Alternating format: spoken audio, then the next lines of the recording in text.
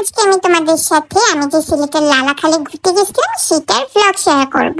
সবাইকে স্বাগতম জানাচ্ছি আমার সিলেটে ঘুরতে যাওয়া 3 নম্বর ব্লগটা দেখার জন্য। আসসালামু আলাইকুম, কেমন আছো তোমরা সবাই?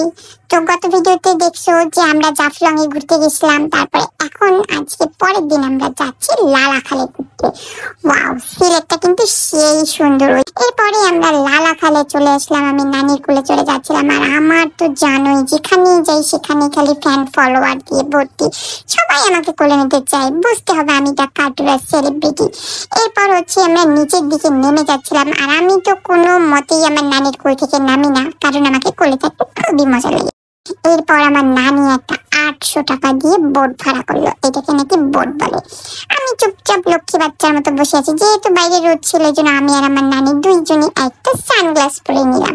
কিন্তু আমার সানগ্লাসটা কিন্তু বেশি সুন্দর, তাই না বলো? আর এই দেখো লালাখালের সবুজ পানি, কি যে সুন্দর! ওরে বাবা, মন চাচ্ছিল কি জানো, আমি আর আমার নানি এই পানিতে গোসল করি। কিন্তু কি করব বলো, আমরা গোসল করতে পারবো না, কারণ আমাদের হাতে সময় ছিল। এত সুন্দর পানি, আমার নানি সবসময় বলে যে লালাখালের পানিটা অনেক সুন্দর, অনেক সুন্দর। আর আমি এবার নৃত্যকে দেখে আমি তো খুশিতে পাগল হয়ে গেছি। আর আমি যখন বাইরে বুঝছো, আমার না কোনো হার্নেস টার্নেস লাগে না, কারণ আমি একটু লক্ষ্মী বাচ্চা, তোমরা সবাই জানো। আমি চুপচাপ আমার নানির কোলে থাকি।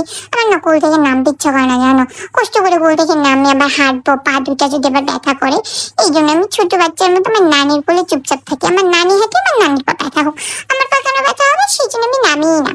এটা হচ্ছে লালাখালের 0 পয়েন্ট, অর্থাৎ ওইটার ওই পাশে কিন্তু হচ্ছে ইন্ডিয়া, এই পাশে কিন্তু বাংলাদেশ।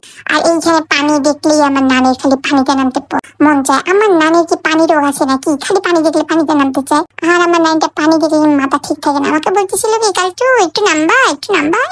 আমি বলছিলাম আমার ঠেকা পড়ছে না, আমার তুমি হাঁটো, তোমার কোলেই আমি থাকবো, একটুকু নামবো না।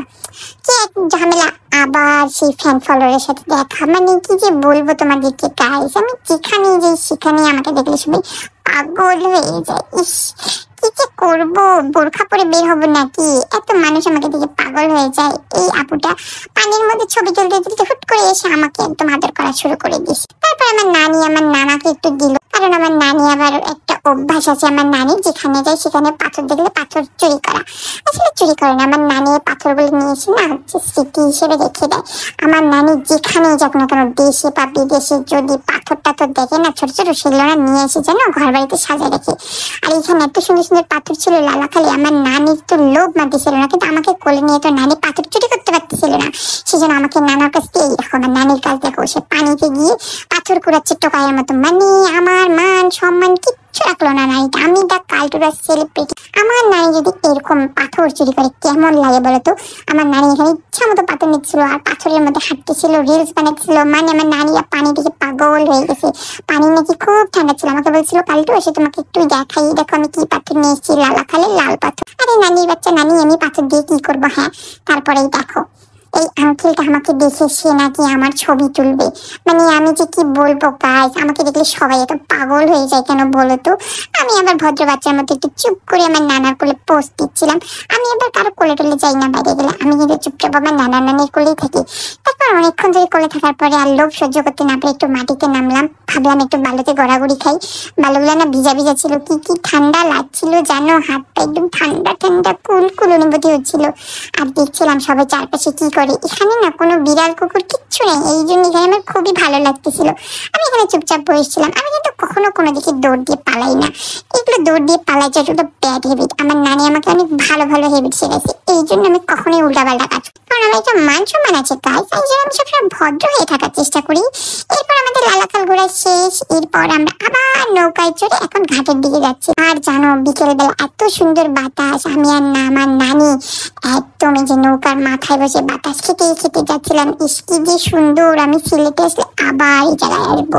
আর আমার নানি তো এই জায়গাটার জন্য একদম পাগল, একটা পাগলি নানি। যতবার সিলেট আসে ততবার আমার লালাখাল না আসলে যেন হয়ই না। তারপরে আমরা জাফলং গেছিলাম না, জাফলংও কিন্তু অনেক সুন্দর ছিল। জাফলং এর ব্লগ যারা দেখোনি পেজে কিন্তু পেয়ে যাবে। এরপর আমার একটা নানুর বাড়ি চলে আসলাম। নানুর বাড়ি এসে ছোট্ট মামাটার চেয়ারে আমি বসে পড়লাম, কারণ এই চেয়ারটা আমার খুবই পছন্দ হয়েছে। আমি চেয়েছিলাম এটা ঢাকা নিয়ে আসবো, কিন্তু ভাবলাম মামাটা যদি এবার কান্দে, মামাটা আমার পিছিয়ে ছাড়তে ছিল না। তারপরে এই মামাটার না একটা টেন ছিল, মানে ঘর ছিল, এটা এত ভালো লাগছে, ভাবছিলাম এটাও আমি নিয়ে যাবো। কিন্তু না, আমি তো এত ছুচা না, আমি তো অনেক ভালো একটা বাচ্চা। তো তোমাদের কাছে কেমন লাগলো আমার লালা খালের ব্লগ? এখন থেকে কিন্তু সব ব্লগ আমি শেয়ার করব, আমার নানি আর কোনো ব্লগ তোমাদেরকে শেয়ার করবে না, বুঝছো? এখন থেকে যত ব্লগ সব আমি দেবো কিন্তু, ঠিক আছে? পরবর্তী ভিডিওতে ব্লগে দেখা হবে। সবাই বেশি বেশি কিন্তু আমার ভিডিওগুলো দেখবে, লাইক কমেন্ট সাবস্ক্রাইব করবা। আল্লাহ হাফিজ।